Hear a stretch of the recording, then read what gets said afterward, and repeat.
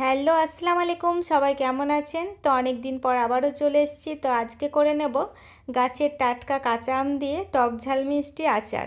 অনেক দিন পর্যন্ত এটাকে সংরক্ষণ করে রাখতে পারেন, আর ভাতের শেষে এই আচারটা খেলেই মন ভরে যাবে। আপনাদেরকে রোজ রোজ আর আমের চাটনি করার দরকারই হবে না।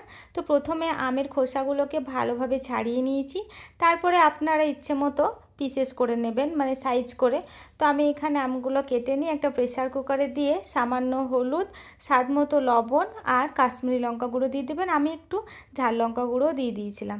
তো দেখুন, কাশ্মীরি লঙ্কা গুঁড়ো দিয়ে এটাকে একটু ঝাঁকিয়ে নিলাম, আর অল্প একটু জল দেবেন, খুব বেশি না। তারপরে আমি দুটো সিটি দিয়ে দিলাম।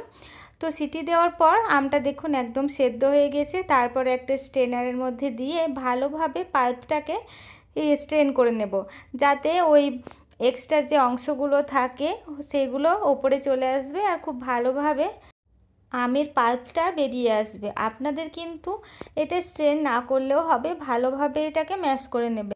তো দেখুন খুব সুন্দরভাবে পাল্পটা বেরিয়ে এসছে। আর এখানে একটা ভাজা মশলা তৈরি করে নেব।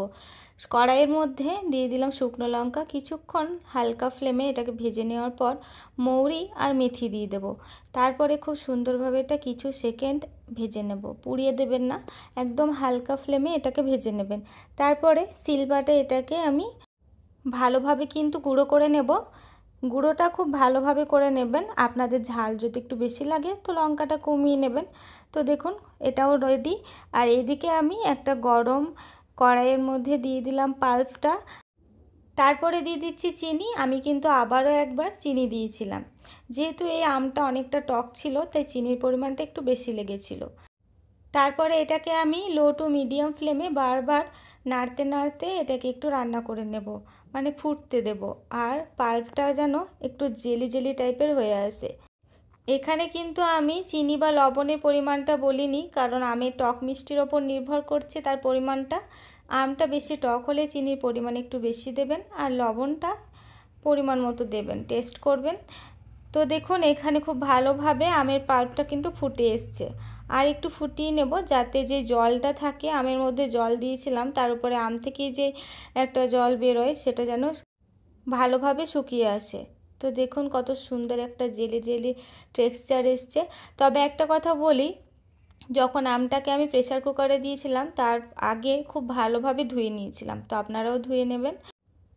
তো আমের আচারটা অনেকটাই হয়ে এসছে দেখুন।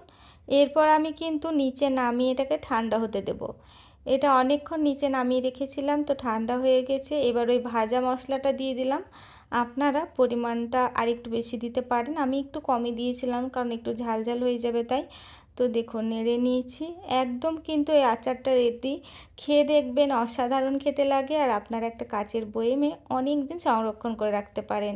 রোদে না দিলেও হবে, আবার ফ্রিজে না রাখলেও হবে, দিলে ভালো। তো ভালো লাগলে একটা শেয়ার করে দেবেন। ধন্যবাদ।